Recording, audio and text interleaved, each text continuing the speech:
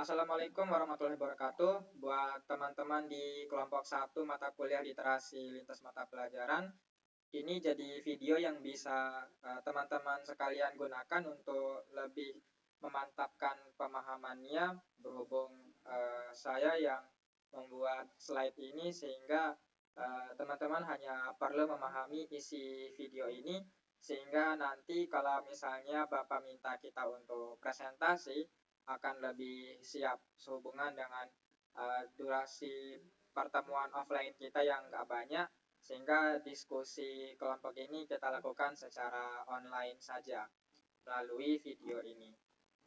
PowerPoint-nya sudah saya kirimkan di grup dan teman-teman bisa pelajari sendiri dan untuk materinya akan saya sampaikan dari sini. Yang pertama, teman-teman, kita perlu memahami kembali dulu tentang apa itu literasi lintas mata pelajaran. Sebelumnya saya pengen sedikit berbagi tentang apa yang dimaksud dengan literasi lintas mata pelajaran versi saya yang berdasarkan apa yang saya baca. Jadi inti dari literasi lintas mata pelajaran itu adalah bagaimana kita berupaya untuk menanamkan suatu konsep matematika ke siswa, khususnya matematika, dan kita mengaitkan itu ke bidang-bidang lainnya sehingga siswa punya gambaran yang lebih utuh tentang konsep itu. Misalnya saat kita pengen ngajar suatu materi di SD, contohnya adalah materi statistika, khususnya materi tentang pengumpulan data. Biasanya di sekolah ketika kita mengajarkan tentang materi pengumpulan data, data yang seringkali digunakan di sekolah itu bukan di sekolah sih, di buku cetak yang seringkali tercetak di buku SD kelas 5 atau kelas 6 biasanya materi pengumpulan data ini itu seringkali tentang data tinggi badan siswa atau data berat badan siswa. Yang seringkali data itu sudah tercetak di buku dan itu sudah ready sehingga siswa tidak ada pengalaman di mana mereka mengumpulkan sendiri data itu karena datanya sudah jadi.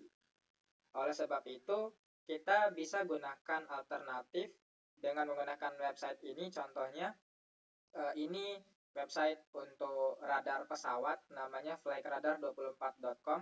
Website yang sebenarnya tidak didesain khusus untuk dijadikan sebagai media pembelajaran matematika. Ini khusus untuk website aviasi atau dunia penerbangan untuk melihat data lalu lintas pesawat, tapi bisa kita ambil sebagai media pembelajaran matematika. Nah, materi statistiknya di mana?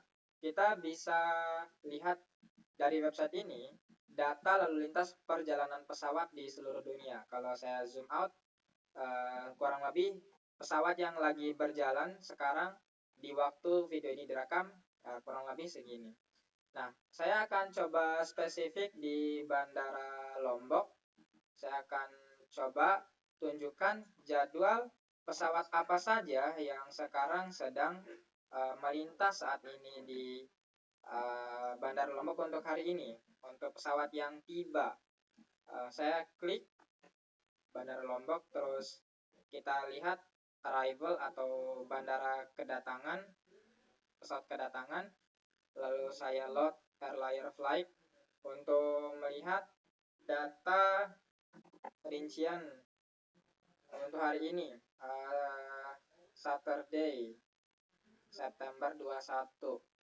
Nah, ini rinciannya. Dan siswa bisa kita minta untuk menuliskan kumpulan data-data ini ke buku tulis mereka. Oke, sebagai contoh misalnya kita minta siswa untuk mencatat. Oke, sebentar. Ini saya tambah halaman baru. Nah, jadi kita minta siswa untuk bikin tabel di buku mereka, kurang lebih 2 kolom kayak gini. Misalnya di sebelah kiri ini adalah nama maskapai. Nama maskapai. Terus di sini jumlah. Mohon maaf kalau tulisan kurang bagus, ini biar cepat aja. Oke, misalnya dari awal 720 ada batik R. Nah, ditulis di sini batik R.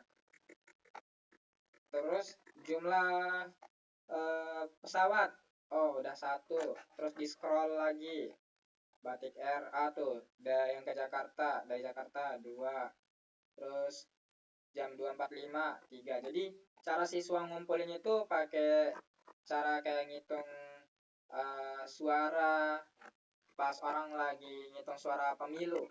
Nah, seperti itu. Ini namanya proses pengumpulan data. Dan literasi lintas mata pelajarannya di mana? Ya, kita lihat lagi bahwa ini adalah website untuk aviasi atau dunia penerbangan. Ketika siswa pengen mempelajari tentang statistik, tidak cukup hanya dengan memahami tentang pengumpulan datanya saja. Dia harus paham tentang peta, dia harus tahu tentang dunia penerbangan, khususnya tentang jenis-jenis maskapai penerbangan. Dia harus tahu tentang dasar-dasar ilmu manajemen dan penjadwalan, di mana itu semua kan merupakan cabang-cabang pengetahuan yang sudah di luar matematika. Sekali lagi, untuk memahami statistik, dia harus punya kemampuan membaca data. Dia harus mengaitkan itu, menghubungkannya dengan pengetahuan lain, seperti penerbangan ataupun geografi, ilmu tentang peta, dan lain sebagainya. Sehingga dia punya pemahaman yang utuh untuk itu. Nah, ini yang disebut sebagai literasi lintas mata pelajaran versi saya. Nah, untuk presentasi besok, penjelasan tentang ini menurut saya penting untuk kita bahas di awal, sehingga teman-teman yang menjadi audiens kita itu punya gambaran tentang bagaimana sih contoh dari literasi lintas mata pelajaran itu. Kita bisa jelaskan tentang pesawat ini tentu dalam waktu yang lebih singkat, karena kita nggak tahu besok Bapak Saprizal itu bagaimana dalam merancang teknis presentasinya. Apakah satu kelompok, satu pertemuan, atau kayak filosofi kemarin yang semua kelompok langsung maju bersamaan. Kalau misalnya semua kelompok maju di satu pertemuan itu untuk ruang kolaborasi ini, tentu ini lumayan menyulitkan buat kita karena ini materinya lumayan banyak, tapi dikasih waktu hanya 10-15 menit saja. Apalagi jam literasi hari Senin itu sore, dimana kemarin aja Bapak datangnya telat dari kampus 1, terus selesainya lebih awal, membuat waktu pembelajaran literasi secara offline itu sebenarnya tidak utuh 100 menit. Jadi kita lihat nanti, semoga ini bisa dijelaskan di awal sebagai bentuk memberikan pemahaman kepada teman-teman itu bahwa literasi lintas mata pelajaran itu kayak gini loh. Nah, setelah itu baru kita bahas tentang materi kita, tentang bangun ruang ini. Jadi, berdasarkan tugas dari LMS, kita diminta untuk membuat contoh-contoh teks multimodal. Ini yang saya capture tabel dari PDF bahan bacaan yang ada di eksplorasi konsep di LMS literasi lintas mata pelajaran. Dan di sana tidak dispesifikan apakah materi modal-modal ini dispesifikan pada satu materi atau setiap moda ini beda-beda materi. Nah, menurut saya yang lebih bagus itu apapun jenis modanya, satu materinya yaitu bangun ruang. Dan ini materi bangun ruang ini udah mencakup semuanya. Jadi termasuk menghitung luas permukaan, jaring-jaring, terus menghitung titik sudut, apalagi ya, semua hal tentang bangun ruang, termasuk itu bangun ruang sisi datar maupun bangun ruang sisi lengkung. Tidak spesifik materinya, tapi the whole of 3D shape tentang bangun ruang. Nah, di slide kedua ini ada definisi sedikit tentang teks multimodal. Ini kita nggak usah jelasinnya panjang lebar. Intinya teks multimodal ini pendukung dari teks. Dia bisa berupa gambar, suara, ataupun video. yang membuat teks itu menjadi ada penjelasan tambahannya lah. Jadi nggak hanya sekedar kata-kata aja. Nah, di slide ini yang kita fokuskan itu 3, yaitu gambar diam, kemudian mode gambar itu pun kita bagi lagi nanti, gambar diam sama gambar bergerak. Terus yang kedua mode ruang sama mode audio visual alias video. Nah, yang pertama adalah mode gambar diam. Nah, ini mode gambar diam, intinya gambar diam kan, tidak ada animasinya. Dalam slide ini kita suguhkan 2 jenis, yaitu poster dan gambar implementatif. Yang pertama adalah poster. Poster ini pun kita suguhkan 2 poster. Yang pertama adalah poster bangun ruang yang bentuknya itu tabel berisi rumus-rumus yang sudah jadi, yang versi abstrak, yang mana sebenarnya poster kayak gini lebih cocok untuk kita jadikan sebagai bagian dari teks multimodal ketika siswa sudah mempelajari konsepnya. Jadi ini kan bentuknya udah rangkuman rumus. Ini lebih cocok di kayak pertemuan 2 atau pertemuan 3 di materi ini, jangan di pertemuan pertama. Karena kalau langsung rumus jadi versi abstrak di pertemuan pertama itu kecepatan. Kita harus menanamkan konsep dulu ke mereka, versi konsepnya dulu, baru versi prosedural rumusnya. Yang kedua adalah poster jaring-jaring bangun ruang kayak gini. Ini juga masih bentuknya poster dan bentuk gambar diam, agar siswa punya visualisasi tentang bagaimana jaring-jaring dari bangun ruang.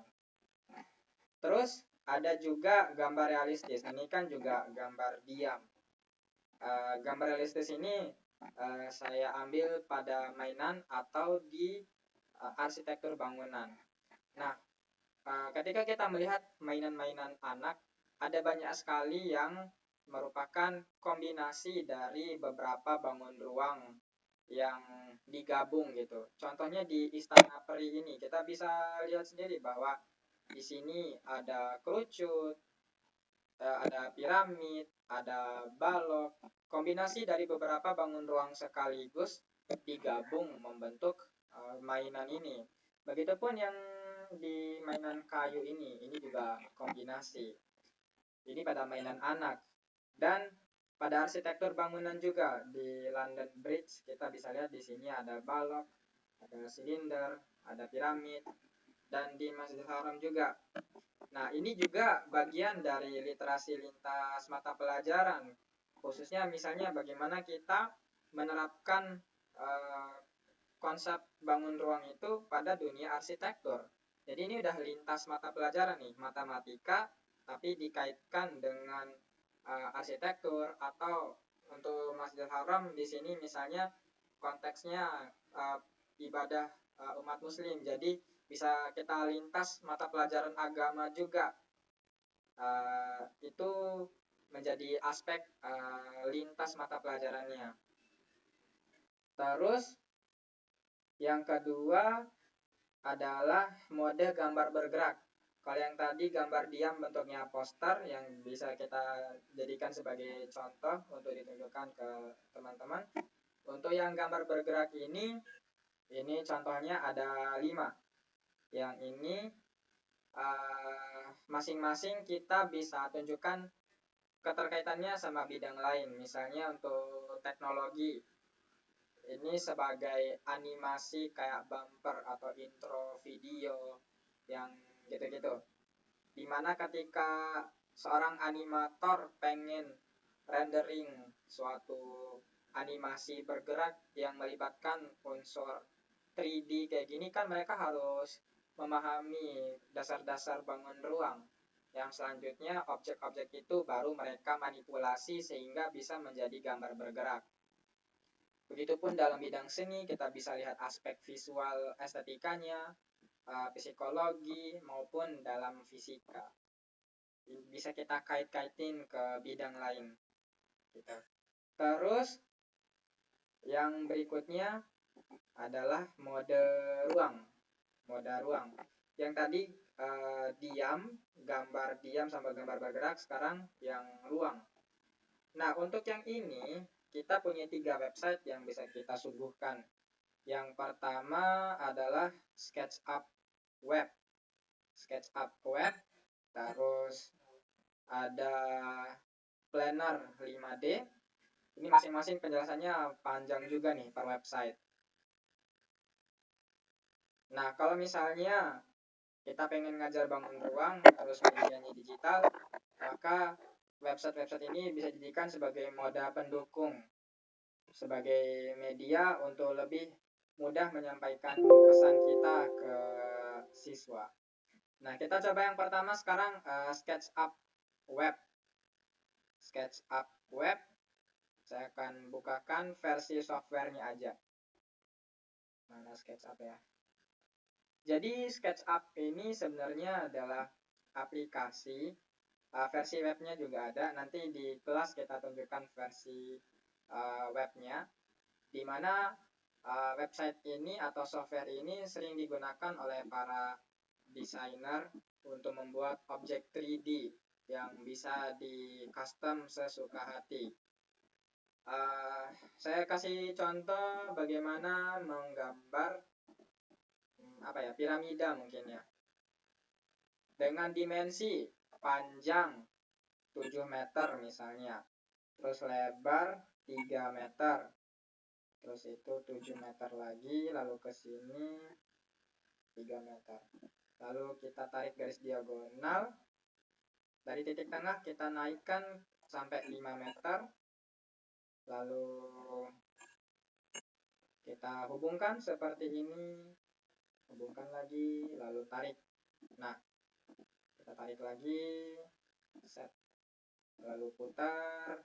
Nah, ini bisa benar-benar di custom, yang mana untuk materi bangun ruang ini kan kalau kita jelaskan di kelas secara manual, gambar manual nih pakai spidol, itu kan gambarnya seringkali nggak presisi, nggak akurat, gambarnya asal-asalan dan nggak bisa diputar-putar kayak gini. Kalau di papan tulis kita gambar manual, sebagai guru ngegambarnya hanya membuat siswa melihat bentuk itu dari satu perspektif aja, tampak depan misalnya.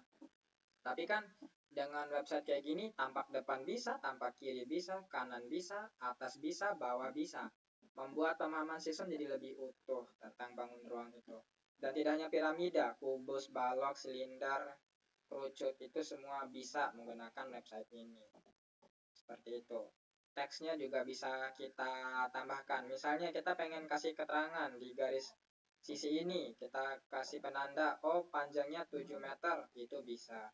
Sehingga kita mau gerak-gerakin kemanapun, ini tetap dia akan menunjukkan 7 meter. Jadi ada teksnya juga di sana. Terus yang kedua adalah Planner 5D. Kalau SketchUp ini lebih customize, lebih banyak aspek untuk fleksibilitasnya. Kalau Planner 5D ini lebih terbatas, karena memang didesain khusus untuk merancang tata ruang. Saya coba, ada telepon. Sebentar. Nanti Planner 5D. Oke. Planner 5D ini website. Bentar dulu. Ada telepon lagi merekam video. Nanti dulu. Oke, kita coba lanjut new project. Kita bisa buat project ini gratis, ngomong-ngomong, di websitenya. Ada versi aplikasi Androidnya juga, memang didesain khusus untuk merancang bangunan, terutama untuk interior tata letak furniture di dalam bangunan. Nah, aspek bangun ruangnya di mana? Khususnya misalnya kita kasih contoh tentang mengecat dinding bangunan misalnya. Kalau kita beli 1 ember cat tembok harganya 50.000, itu bisa buat sekian meter persegi. Kalau perbandingan komposisi catnya dengan air sekian, itu bisa buat tembok sekian meter persegi. Nah, itu kan membutuhkan pengetahuan tentang luas permukaan bangun ruang. Dan itu kaitannya sama arsitektur, sama ekonomi, tentang biaya, tentang efisiensi. Itu aspek lintas mata pelajarannya. Terus website berikutnya ada Math Playground yang 3D Builder. Kita coba juga. Masing-masing ini punya spesifikasi kegunaannya masing-masing. Tergantung materi bangun ruang seperti apa yang ingin kita ajarkan ke siswa kita. Seperti itu. Nah, ini kita coba full screen. Ini contoh yang 3D Builder. Itu khusus untuk kubus aja sebenarnya. Dimana kita bisa menambah atau menghapus blok di dalam website ini. Ini mirip kayak versi paling basic dari game Minecraft yang isinya cuma blok-blok kayak gini doang. Apa contoh materinya? Misalnya tampak depan bangunannya kayak gini. Bagaimana tampak sampingnya? Nah, itu bisa sebagai contoh problem visual geometri. Atau berapa banyak sisi berbentuk persegi yang bisa memenuhi luas permukaan bangun ruang gabungan seperti ini. Itu juga bisa. Oke, itu sebagai media pendukung dalam bentuk moda ruang. Terus yang berikutnya moda audio visual. Nah, ini bisa kita masukkan video tentang ini, misalnya kebutuhan untuk Assalamualaikum warahmatullahi wabarakatuh. Karena ini sampingnya ya. Kalau harga Jadi spandek ya mesti sekian meter persegi, sekian ratus ribu misalnya, maka butuh uang berapa ketika kita pengen bangun rumah dengan atap kemiringan sekian. Itu kan membutuhkan perhitungan tentang luas permukaan juga.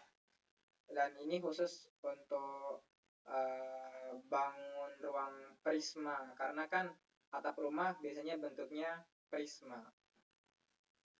Oke, dan video-video lainnya yang bisa kita tempel di sini yang menjelaskan tentang implementasi pengetahuan luas permukaan itu, baik itu bangun ruang sisi datar maupun sisi lengkung. Kalau sisi lengkung contohnya ngitung ini keliling selimut tandon air misalnya, itu bisa sebagai bentuk pendukung. Oke, saya rasa itu teman-teman semua yang bisa saya sharing melalui video ini. Bisa teman-teman improvisasi sendiri nanti. Yang penting saat teman-teman mempelajari isi PowerPoint ini, jangan lupa untuk dicoba dieksplor juga, terutama video atau link-link website yang saya tempelkan ini. Dan kita juga akan bagi materi, siapa yang akan bahas slide ini, topik ini akan kita rincikan pembagian materinya. Oke, semoga bermanfaat. Lebih kurangnya mohon maaf. Sekian dan terima kasih. Wassalamualaikum warahmatullahi wabarakatuh.